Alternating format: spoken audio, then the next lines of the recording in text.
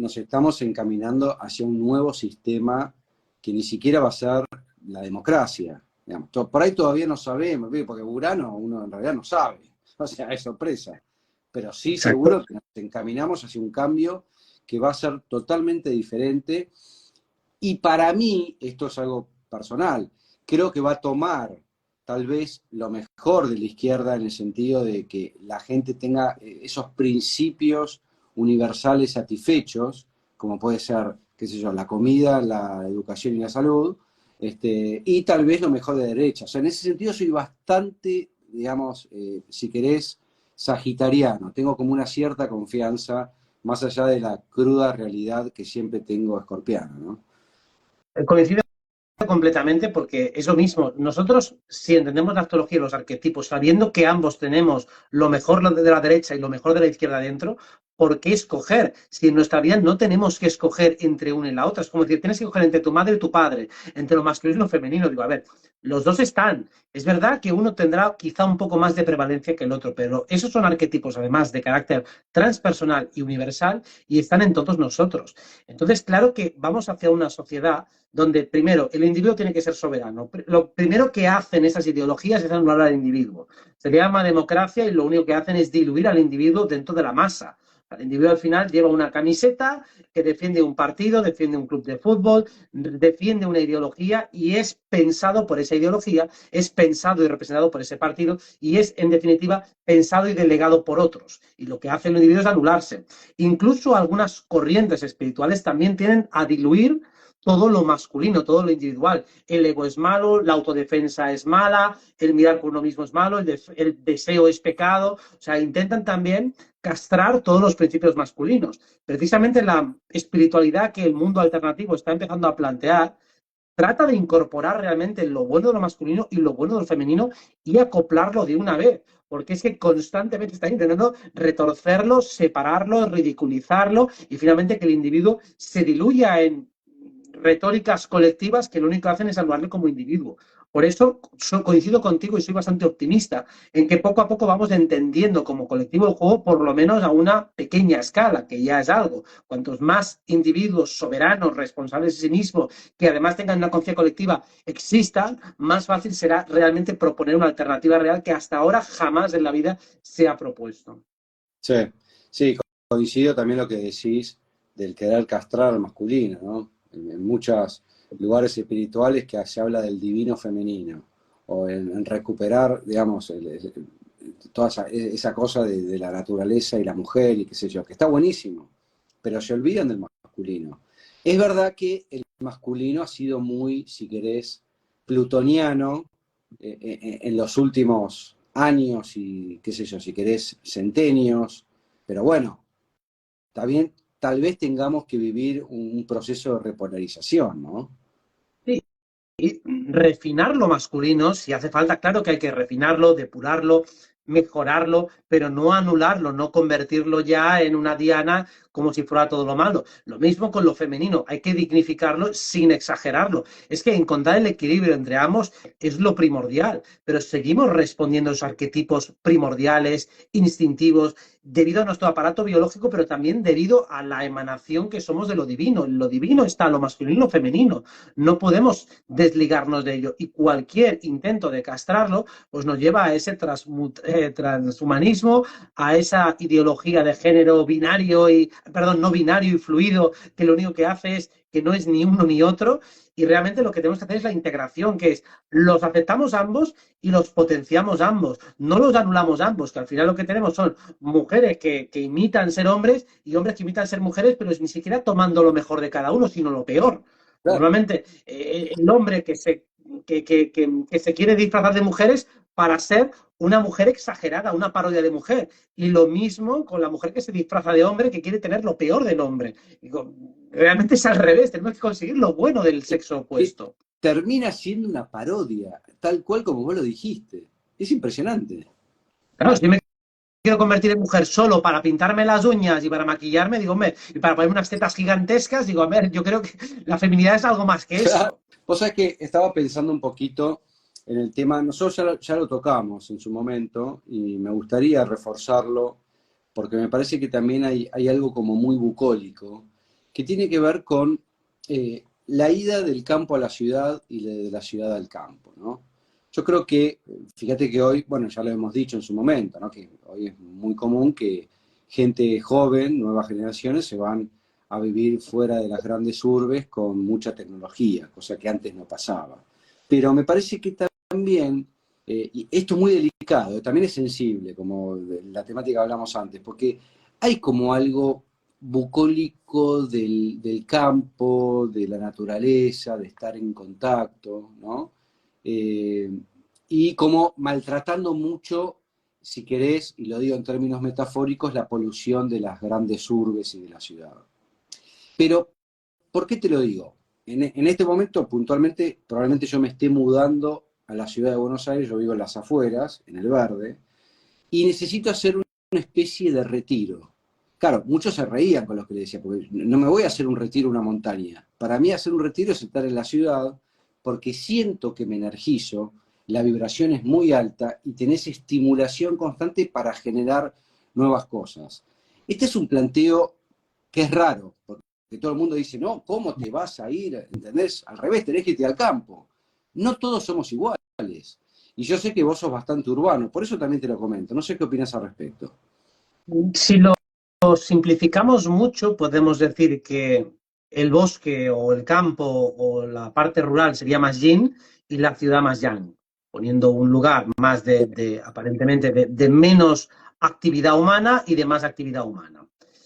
Claro, lo que también hace que uno idealice el campo es el contraste, es estar muy agobiado, muy atareado, muy insuflado de actividad en la urbe. Pero luego si va o está excesivamente en el campo, luego le puede costar bastante poner en marcha mecanismos, por ejemplo, de trabajo o de lo que sea. Es decir, que el contraste y el equilibrio entre ambos para mí es básico. O sea, si tienes una vida demasiado activa, acabarás estresado, saturado y envejecerás prematuramente. Si estás demasiado en el campo o tienes un temperamento que ya va acorde a esa vida mucho más calma y tranquila, o luego cuando quieras acelerar procesos o avanzar en tu vida, te va a costar bastante. Entonces, para mí no es una o la otra, para mí es una buena combinatoria entre ambas. Es como decir, ¿a quién escoges? ¿A lo masculino o a lo femenino? Si es lo que estábamos hablando antes. Pues esto es algo parecido. Es como decir, mira, ¿qué te digas? ¿Con la dulce o con lo salado? Digo, con los dos. Pero de hecho, lo dulce sabe mejor después de contrastarlo con lo salado, por eso el postre viene después de la comida. Y lo mismo pasa con el campo. Si llevas una semana de muchísimo trabajo en una zona urbana con mucha ajetreo de gente, te apetece entonces no ver gente. O lo mismo tú te puedes regenerar volviendo a la urbe porque te devuelve a una dinámica de actividad que es a lo mejor lo que te pone las pilas. No todo el mundo se regenera de la misma manera. Esto lo vemos en astrología con las lunas, ¿no? Puedes tener la luna en Aries o la tienes en Piscis y según cómo la tengas, me viene mejor estar con más gente o con menos gente, con más actividad o con menos actividad. Y a cada uno le recargan las pilas cosas o actividades o ritmos distintos. Yo tengo luna en Géminis. Pues esto. Claro. Ya se entiende con eso bastante bien el por qué te recarga un poco más estar en un lugar en el que hay más movimiento de Sí. gente. Pero bueno, esto me gusta reflexionarlo porque también hay que bajar mitos de esto bucólico. A ver, yo te voy a tirar datos. Acá en Buenos Aires, y esto ya hace bastantes años, hay más casos de incidencia de cáncer en las zonas rurales que en las zonas urbanas. Esto tiene que ver con muchas cosas, ¿no? Pero también tiene que ver con las radiaciones electromagnéticas, porque no solamente en las ciudades, en los campos tenés los cables de alta tensión que ya generan una polución electromagnética que olvídate de la 5G, de no sé cuánto. O sea, antes de toda esta pandemia que pasó, también había polución electromagnética. Y digo, uno tiene que lograr, de alguna manera, el famoso símbolo del yin y el yang. Uno puede estar en profundo estado de meditación, en un monoambiente, en pleno tribunales de la ciudad de Buenos Aires. Tribunales es un lugar donde está hay mucha muchedumbre, ¿no? Digo, uno puede meditar en la muchedumbre. Es más, es un desafío. Digo, como uno también puede estar en el campo con una angustia impresionante y con un ruido que no se le va interno. Sí, muchas veces, como tú dices, se sobrevalora lo ambiental y tiene su peso, tiene su importancia, tiene su valor, pero la cuestión y el desafío y el reto, tú como eres Aries también eres retador y te gusta la experiencia, pero tiene todo el sentido del mundo. Si uno quiere ser espiritual, pues tiene que serlo en cualquier lugar, en cualquier momento, en cualquier situación. No existe un ambiente para ser espiritual. No tengo que retirarme a un monasterio budista para ser espiritual o para hacer zazen. Lo puedo hacer en cualquier momento, en cualquier lugar. Por supuesto que le puedo agregar elementos que me ayuden a entrar en conexión. El que quiera ponerse incienso, el que quiera ponerse mirando para la pared, el que quiera apagar las luces, el que quiera poner velas.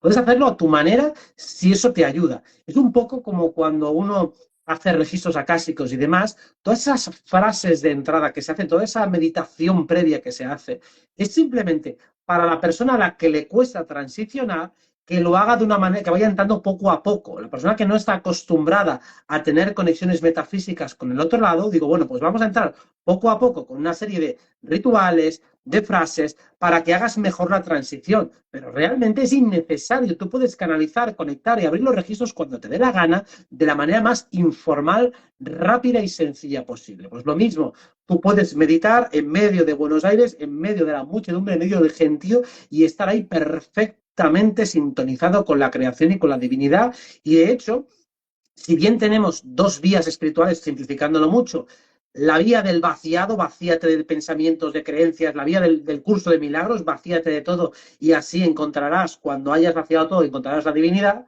También está la vía opuesta, que es llénalo todo de significado, ámalo todo, disfrútalo todo, tómalo todo, y también es perfectamente válida la vía de lo lleno, la vía de lo vacío. Pues el que toma la vía de lo lleno viene aquí a abrazar esa experiencia, a abrazar esta vida y a tomarlo todo, porque todo tiene algo de valor, sea la urbe, sea el mundo rural o sea lo que sea.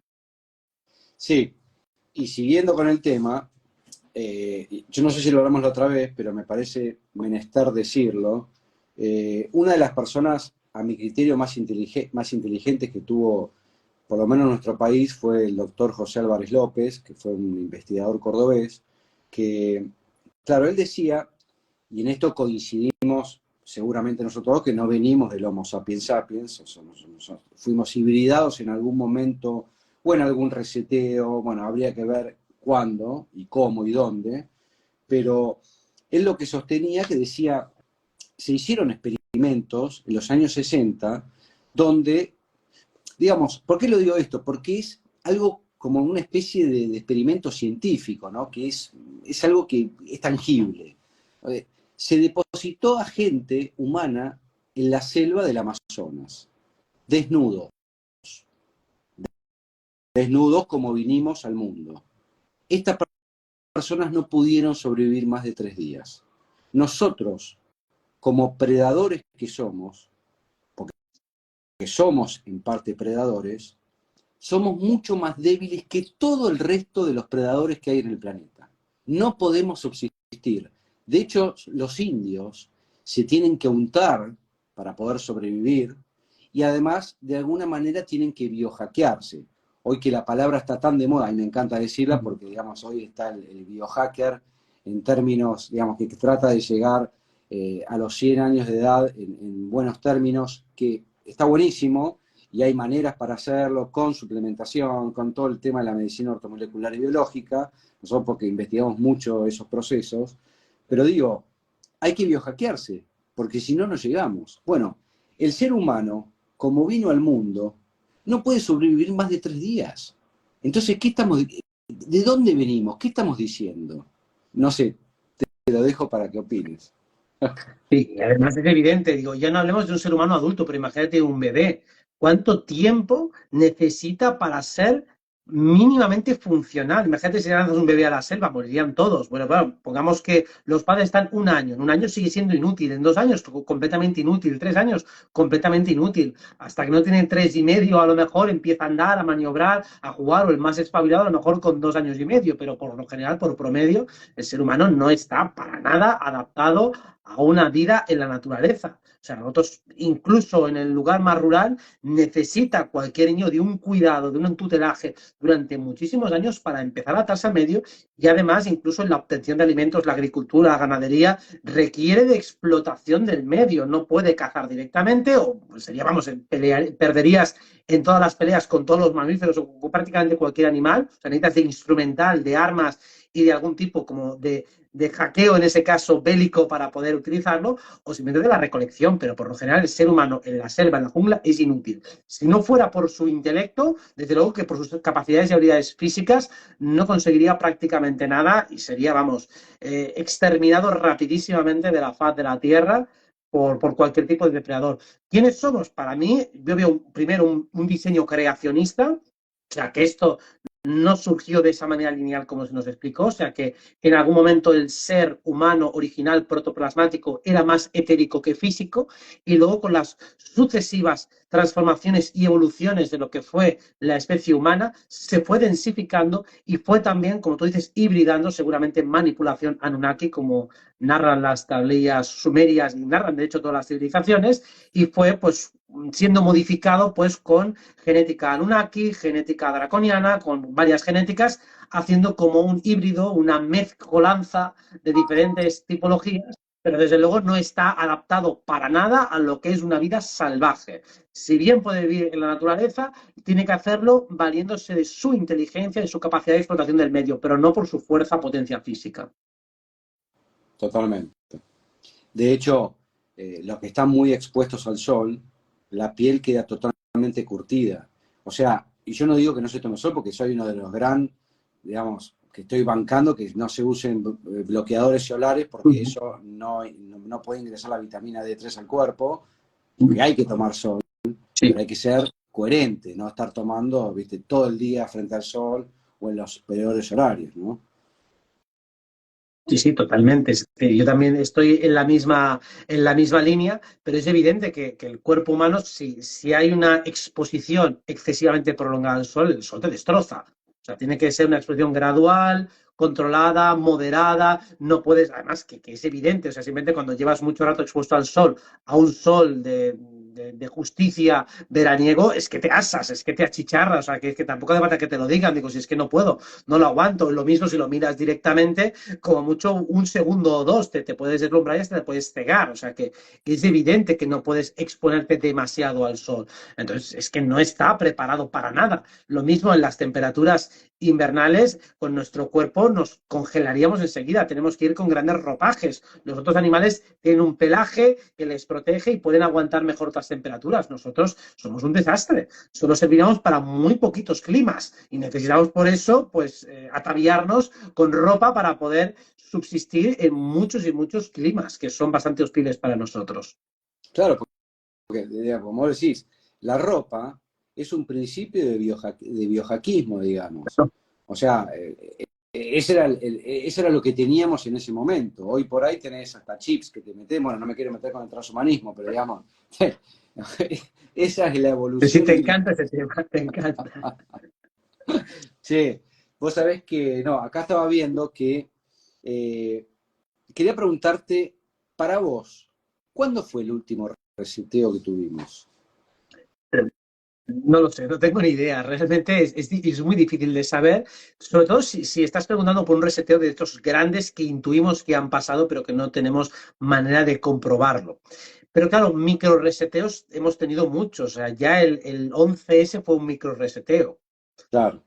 La Plandi fue un reseteo también. Sí, O sea, ya se puede considerar. Entonces, esos micro que hemos vivido, pues el último fue el de 2020, pero el 11S fue otro. sí, sí, sí, Y total. seguramente la caída del muro de Berlín fue otro, porque son cuando hay cambios importantes en la estructura geopolítica, que además se alinean con aspectos astrológicos, y el anterior, pues no sé, pues seguramente por La la guerra de Segunda Guerra. Vietnam, la Segunda Guerra Vietnam. Mundial. Sí, sí, tal cual. Sí, sí, sí, sí. Pero bueno, igual yo me refería a un macro reseteo como supuestamente hubo en el siglo XIX. Lo que pasa es que tenemos poca información para ingresar ahí, digamos, ¿no? Es un tema interesante para especular, pero realmente tengo pocos elementos de juicio para darte una argumentación. Que bueno, que entiendo que te refieres a todos esos videos de los cuales aparecen eso. ¿Cómo han podido ser construidas determinadas esculturas o elementos arquitectónicos sin una tecnología que así lo capacite. Bueno, hay muchos elementos extraños cuando observas la arquitectura del siglo XIX, contrastes muy extravagantes que no se explican con la narración lineal que nos han hecho de la historia. Y por eso se sospecha eso, que en el siglo XIX o XVIII pues hubo un gran reseteo y que eso es lo que eliminó también todo lo que era la civilización de Tartaria. De A Tartaria, partir de exacto. ahí yo no me atrevo a entrar mucho porque no es un tema en el que me haya metido profundamente. No, sí, totalmente. Lo que pasa es que, bueno, ves ese nivel de arquitectura que decís, no sé si hoy es posible hacerlo. Hoy con la tecnología que tenemos, no sé.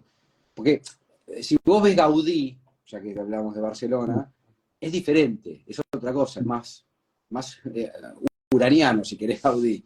Digamos. Pero esto es algo muy loco como se ha generado. Yo me acuerdo en una charla con amigos hace como 15 años, salió el tema de las pirámides y yo lo dije al pasar, bueno, pero le dije, escuchame, vos todavía seguís creyendo que nosotros hicimos las pirámides que fueron hechas por los egipcios, digamos.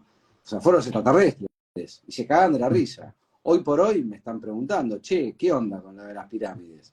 Lo que pasa es que las pirámides es algo que está muy remoto en el tiempo, pero esto es algo más cercano, ¿viste? Pero bueno, Para mí, por lo menos, o la conclusión que saco de todo eso es, si hace un siglo, 2 siglos, 3 siglos o muchos siglos se podían hacer esas obras con esa precisión arquitectónica, con esa ingeniería, con esa inteligencia, con esa maestría, con esa geometría sagrada como trasfondo, entonces no puede ser que a día de hoy se aleguen limitaciones técnicas para el tema del 2020. Uy, no sabemos qué hacer ante esto. O uy, no tenemos tecnología para volver al espacio. Uy, todo eso son excusas de mal perdedor porque se ha demostrado, o tenemos pruebas fidedignas en los monumentos y las estructuras, que tecnología y conocimientos hay de sobra y por lo tanto hay un conocimiento que se está reteniendo, que voluntariamente se está ocultando a la humanidad, que nos lo muestran en sus obras, pero no en sus fundamentos, no nos explican cómo se ha hecho eso, o sea, se nos miente descaradamente. Y cualquier observador debería poder llegar a esa conclusión si razonara un poco y uniera dos hilos, ¿no? Es decir, bueno, pues hay una contradicción abierta entre el supuesto avance tecnológico actual, que supuestamente no podemos hacer según qué cosas, como curar un resfriado, y sin embargo se pueden hacer esas obras arquitectónicas descomunales hace siglos, o a veces te encuentras que tienes problemas. Aquí, por ejemplo, estamos ahora mismo en Instagram y yo no te veo. Yo veo una pantalla negra. Y me yo había pasando olvidado. Iba pasando 2 semanas, o sea, no son capaces, que seguro que tienen 1000 reportes de que está pasando esto, de resolver un problema técnico que no parece que sea tan extremadamente complicado. No son capaces de hacer eso y sin embargo sí que eran capaces de hacer lo otro. A mí no me cuadra para nada. No parece esto un tema tecnológico tan complejo. Vos sabés que estaba pensando un poco el tema, porque claro, nosotros hablamos generalmente de temas como elevados, ¿no? O si querés ir para hacia la quinta D. Pero hay un tema que a mí me preocupa muchísimo, y si querés a nivel pisciano, que es el tema del hambre. ¿Cómo se te ocurre que se puede erradicar el hambre? No puede ser que a esta altura haya gente con hambre, gente que no tenga para comer. O sea, ¿qué es lo que hemos hecho mal? O bueno, en realidad yo le echo la culpa a los políticos, ¿no? Sí. Pero digo, ¿se te ocurre algo como para que esto... Mira, te voy a dar un ejemplo. Tengo un amigo que desarrolló un producto que es parecido al Nutella, con todos los componentes básicos para que un niño no se muera de hambre. Y eso lo ofreció en algunas provincias de la Argentina, digamos. El valor de ese producto es de $1. O sea, con $1 uno podría darle de comer a una persona por día. Ningún gobierno lo aceptó, porque no les conviene. Entonces, ¿qué tenemos que hacer para poder cambiar esto? ¿Qué se te ocurre?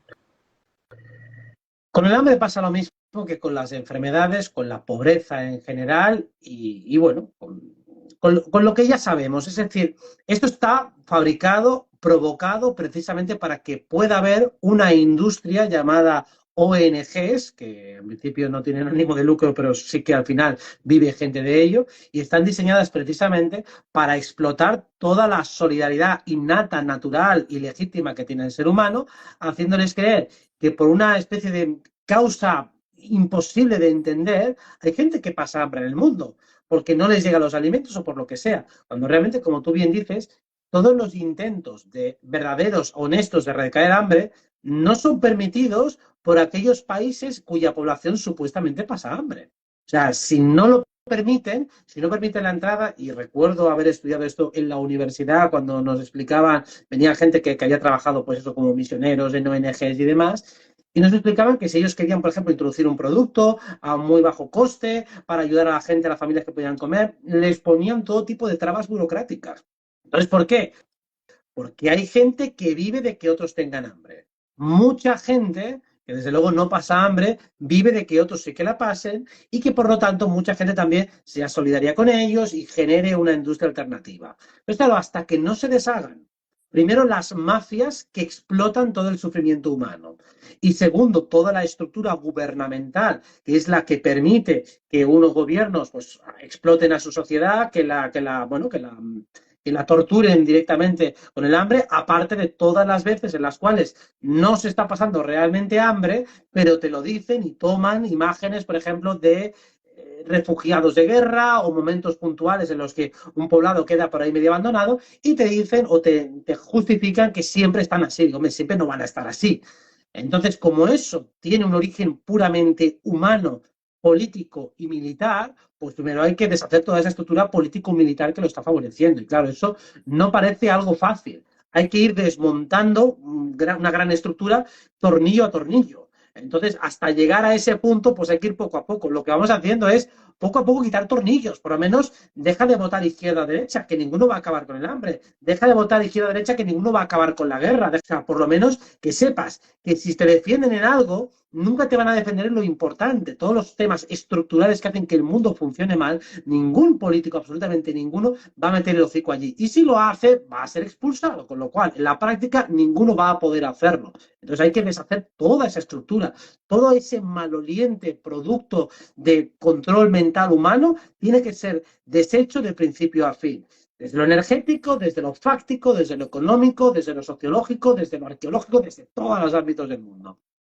Lo que pasa es que es una especie de agujero negro, porque vos decís, bueno, no voten ni la derecha ni la izquierda. Entonces la gente va a decir, bueno, ¿y qué hago? ¿A quién voto? Entonces uno dice, bueno, no votes, no vayas a votar. O sea, uno no va a votar porque no está de acuerdo con este sistema. Pero no vas a votar, ¿y qué logras con eso? En teoría, sí, no va a votar más de, no sé, el 60% del electorado, eso quedaría nulo. Pero vos te pensás que alguno de estos políticos va a aceptar que algo quede nulo. O sea, es como una encrucijada, es como, no sé si hay Para, mucho más para hacer, o para sí. mí el no votar no es en sí mismo una solución, es solo un paso más dentro de una filosofía, de un activismo social, de una manera de entender la realidad. Solo es una cosa más, realmente la afectación o el impacto que tiene en el público el no votar es mínimo. Es como voy a hacerle boicot a Amazon, no voy a comprar. Digo, a Amazon le importa tres cojones si no, no le compras tú, ya le comprarán 50.000 más. O sea, ese es un acto más bien simbólico. Los actos fácticos es ¿qué puedes hacer tú para cambiar la manera de pensar tanto tuya como la del resto? Es más, el cambio de mentalidad global. O sea, no voto porque no confío en ninguno de ellos, porque no los compro y ya no compro su relato nunca más. Y si no compro su relato nunca más, tengo que construir un relato alternativo. Si yo construyo un relato alternativo donde estoy en abierta oposición con el sistema porque no me lo creo, voy a aceptar las cosas que más o menos funcionen o aquellas que me lleguen de una manera muy coactiva y con las que no me puedo enfrentar con la fuerza actual, ahí me voy a aguantar y voy a hacer lo que pueda para subsistir, pero voy a empezar a crear un relato alternativo, una vida alternativa más autosuficiente y que funcione mejor. Y eso quizá sí que tiene algo de efecto como ejemplo para otros, porque otros te empezarán a imitar y digo, mira, esta persona no vota y además hace otro tipo de cosas y está más saludable, está más enérgica, está más juvenil, le funcionan mejor las finanzas, en definitiva, funciona mejor que otros individuos estando bastante alejada del relato del sistema. Para mí, todo empieza con lo mental. A partir de ahí, las acciones irán llegando solas, porque ya no estarás enganchado emocional y mentalmente a la Matrix. Para mí la desconexión mental y emocional es mucho más importante que la fáctica, porque uno se puede ir al monte y olvidarse de todo y seguir pensando en términos de Matrix. Para mí Claro, se empieza en lo sutil y luego en lo físico. total, total. Yo por lo pronto al candidato que tiene más más posibilidades de salir electo acá en la Argentina, le mandé a decir desde varios lugares si puede poner un ministerio sobre la expansión de la conciencia. A ver si te hace caso. Vamos a ver qué pasa. Porque digo, estos son mínimos pasos como para que, viste, la gente empiece a despertar. Un ministerio para que la gente despierte. ¿Lo aceptarán o Bueno, no? como sean los... Sí, si lo aceptaran serían como los ministerios de la novela de George Orwell, 1984, donde el Ministerio del Amor era un ministerio de tortura, el Ministerio de la Verdad era un ministerio de la mentira. Entonces, el Ministerio de la Expansión de la Conciencia sería el Ministerio de Ingeniería Social, Claro, para exactamente. construir un relato para la sociedad de cómo están pasando las cosas. Serían los verificadores. Sí, sí, todo. No, no hay mal que por bien no venga para ellos, digamos. Este, Exacto. Esto sí, tiene que bueno, ser, sí, por su naturaleza, es algo que tiene que surgir de la sociedad. Yo lo veo también como pruebas. También reflexionaba el otro día, digo, por ejemplo, al sector ganadero, el sector agrícola, se le está apretando muchísimo durante todo este tiempo. Yo entiendo que esto a un nivel energético es para que se rebelen. Nosotros, los astrólogos, todos los que tenemos un discurso alternativo, hemos sido también machacados y perseguidos. Se nos ha acusado de intrusismo, de charlatanería, y se nos sigue acusando. Se nos insulta y se nos hostiga como a los que más. Se nos ha perseguido de mil maneras. Y aquí seguimos al pie del cañón dando la cara y dando el callo. Pues lo mismo que nosotros nos defendemos, nos protegemos como gato panza arriba, que lo hagan también todos aquellos a los que le están apretando más. O sea, para mí es una prueba de defensiva, de amor propio, de adaptación al medio. Pues, coño, nosotros nos adaptamos a pesar de todos los ataques desde todos los estamentos intelectuales, académicos, incluso políticos. Y aquí estamos siempre, con un discurso contra viento y marea vamos, que está completamente atacado por los medios. Pues, coño, que la gente se envalentone un poco más y se defienda. sí, totalmente. Che, ¿te acordás que, bueno, le comento a la gente que en abril de este año se hizo el primer Congreso de Ciencia, Espiritualidad y Medicina del Futuro, que acá en Buenos Aires, Argentina, que Robert participó de manera online. El año que viene, en abril, mayo, vamos a volver a repetirlo, ya vamos a informar, espero que puedas participar de vuelta. Y fue interesante porque vos hablaste, que me gustaría que hagas una mención más sobre la debilidad de los gobernantes en el mundo. Me parece un dato importante porque hay una cierta debilidad y una presunción que, digamos, de alguna manera en algún punto van a caer. No sé si querés hacer una breve reseña al respecto y mientras tanto voy leyendo algunas preguntas, gente, para que le hagan a Robert y a mí o a las que quieran. Bien, me gustaría diferenciarlo en dos niveles. Uno, los gobernantes que vemos y luego los que no vemos. Bien. Los que vemos realmente sí que tienen puntos importantes de debilidad porque aquellos que están sometidos a la opinión pública se les entrevé un deterioro físico y mental importante. O sea, la mayoría de los que entra en política luego se va deteriorando físicamente, envejece mucho más rápido y vive y sufre una presión muy alta. Y por eso también son casi siempre, la mayoría de las veces, reemplazados unos por otros. O sea, no duran la mayoría de los políticos demasiado tiempo y los que lo hacen sufriendo bastante. O sea que ellos ya de alguna manera, la mayoría, pagan bastante estando allí expuestos. Entonces, es evidente que una exposición excesiva con un ataque violento por parte de la sociedad no es plato de buen gusto. Entonces, sirve de algo todo ese nivel de hostigamiento que la población, incluso la civil, la que cree en la política, ejerce contra los políticos porque no es algo agradable para nadie. Y luego los que no se ven, precisamente porque no se ven, saben o intuyen del desgaste que se produce el hecho de ser una figura pública, se ocultan de esta manera, pero precisamente eso también esconde una cierta debilidad, porque saben que tienen mucho que perder. Ellos además, incluso si lo pensamos en su nivel íntimo, deben estar constantemente entretejiendo planes, cuidando sus finanzas, avanzando los siguientes pasos. No te los imaginas en un chalet disfrutando de una lectura a la luz de la luna, no. Estarán casi siempre preocupados, teniendo que hacer todo tipo de rituales en fechas importantes, teniendo que reunirse con todos sus lacayos, amenazándoles, chantajeándoles, buscando información de unos y otros. no parece una vida, desde luego, tranquila y relajada, y de hecho mucha gente normal y corriente puede vivir bastante más relajado que ellos. Entonces, están sometidos a estrés, tienen mucho miedo de lo que sucede en sociedad. Evidentemente, para mantener ese lugar, tienen que tomar muchas decisiones con mucho riesgo y entre ellos, además, la mayoría se deben matar y se deben odiar, porque son gente sin escrúpulos. Evidentemente, están bastante desconectados de su lazo álmico, lo cual eso ya hace que energéticamente no dispongan del acceso directo a la chispa divina y a la capacidad creadora, con lo cual necesitan de extensiones humanas para ejercer su voluntad, porque ellos directamente su capacidad creadora está completamente mermada. Y además saben e intuyen por los pactos que han hecho con entidades oscuras que una vez que fallezcan lo que les espera es terrible, porque si intuyen y saben cómo funciona el karma, lo que les va a venir a continuación va a ser tener que pagar todo lo que han hecho de sufrimiento y de daño, y no creo que sea plato de buen gusto. Y luego, en el choque energético, nosotros como seres espirituales encarnados que podemos tener acceso a todo nuestro potencial, en un embate directo, en una confrontación directa, tenemos mucho más poder, mucha más fuerza, mucho más empaque que todos ellos juntos. Entonces, en una colisión energética podemos vencerle. Y aquí también estoy bastante convencido de que muchos discursos New Age no quieren que confrontemos con ellos precisamente porque vienen esos discursos de ellos. Las entidades oscuras yo creo que parasitan a mucho canalizador que les hace creer que simplemente con ignorarlos es suficiente. Yo estoy convencido de que no basta con ignorarlos, por una razón muy simple y muy obvia.